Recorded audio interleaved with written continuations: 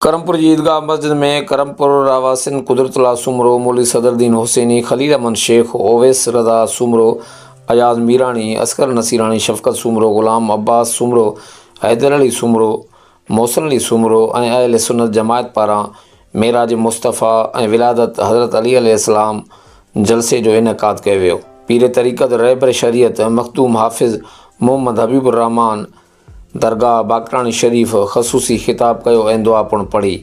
ॿिए तरफ़ पीर हाफ़िज़ मोहम्मद रफ़ीक़ुज़्ज़मा जलसे खे ख़िताब कयो, भले ॾिनो बंबरो नात मक़बूल रसूल सल्लल्लाहु अलैहि वसल्लम पेश कया।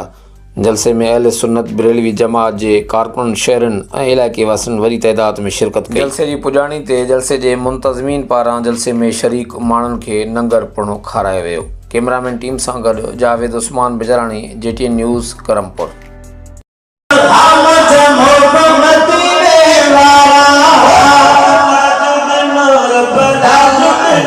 के